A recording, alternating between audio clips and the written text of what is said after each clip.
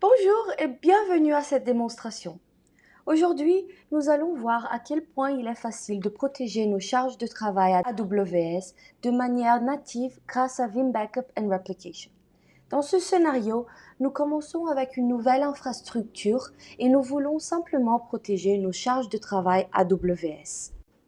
Une fois que nous avons déployé Vim Backup and Replication, la première étape consiste à accéder à l'infrastructure de sauvegarde et à gérer nos serveurs. Il suffit de cliquer avec le bouton droit et de sélectionner Ajouter un serveur. C'est ici que nous pouvons ajouter l'infrastructure que nous voulons protéger, que ce soit des machines virtuelles vSphere, Microsoft Hyper-V, des agents Windows ou Linux, ou si nous voulons protéger nos charges de travail s'exécutant dans le cloud public. Dans ce cas, nous sélectionnons cette option, puis nous choisissons Vim Backup pour AWS. Maintenant, nous avons deux options ici. Si nous étions déjà des clients existants de Vim Backup pour AWS, nous pourrions nous connecter à un appliance déjà existant. Mais dans ce scénario, nous voulons simplement déployer un nouvel appliance car nous n'avons jamais protégé nos charges de travail. Nous allons donc choisir cette option et cliquer sur Suivant.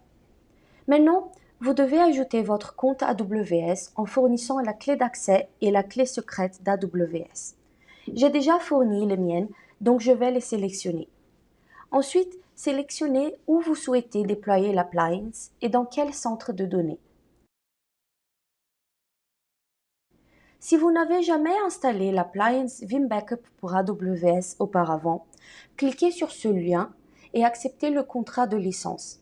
Si ce n'est pas l'édition que vous souhaitez, vous pouvez cliquer ici sur l'option Vim et rechercher l'édition que vous souhaitez. J'utilise généralement l'édition gratuite qui peuvent sauvegarder jusqu'à 10 instances avec toutes les fonctionnalités de l'édition Enterprise et il suffit de cliquer sur Continuer, de vous connecter, puis de continuer et de vous abonner. Maintenant, revenons ici et cliquons sur Suivant. Nous allons donner un nom à l'instance. Je vais l'appeler VBR, VBA, Demo et vous pouvez lui donner une description.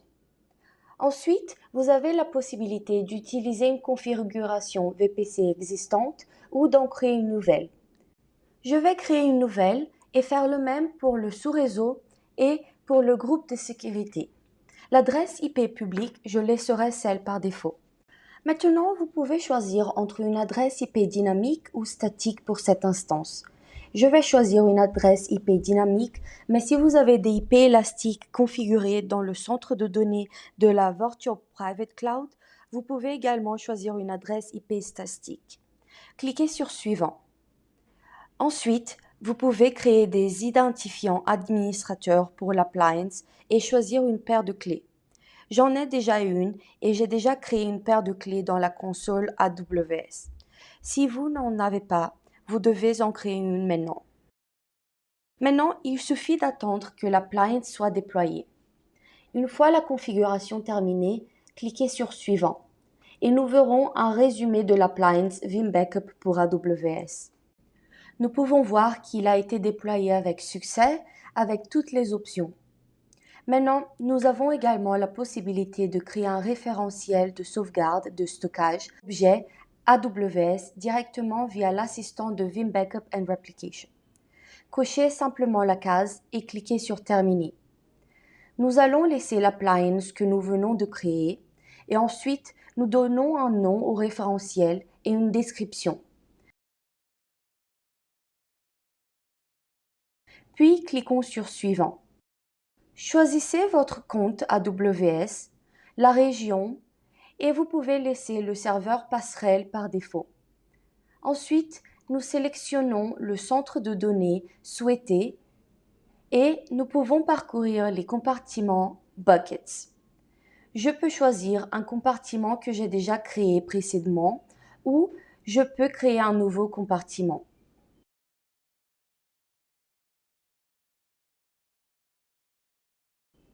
Si je veux rendre le compartiment immutable, je dois cocher cette case. Ensuite, nous pouvons activer le chiffrement des fichiers de sauvegarde et ajouter des mots de passe à utiliser dans ce processus. Enfin, cliquez sur Appliquer. Une fois le référentiel de sauvegarde est enregistré, cliquez sur Suivant. Ici, vous pourrez voir le résumé à nouveau avec tous les détails de ce que nous avons configuré. Cliquez simplement sur Terminer pour terminer. Maintenant que nous avons déployé l'appliance Vim Backup pour AWS, nous pouvons commencer à protéger notre infrastructure dans AWS. Si nous allons dans l'onglet Accueil et dans Tâches de sauvegarde, nous pouvons voir qu'un travail de sauvegarde de configuration VPC a été automatiquement créé. Il s'exécutera et détectera toutes les configurations de notre Virtual Private Cloud dans tous nos centres de données configurés dans notre compte AWS. Maintenant, nous pouvons créer notre premier travail de sauvegarde.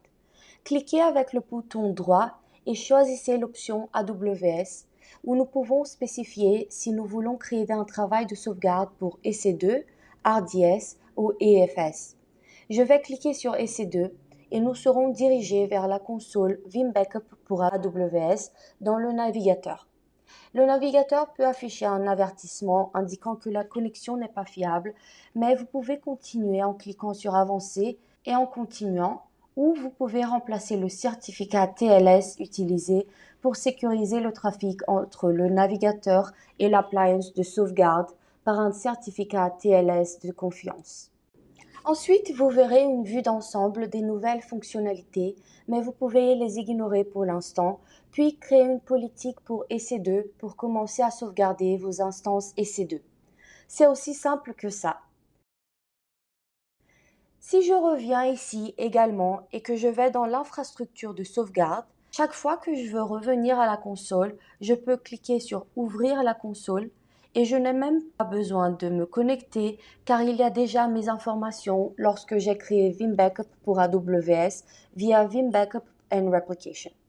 Et voilà, cela était une courte démonstration de la façon de déployer Vim Backup pour AWS via Vim Backup and Replication.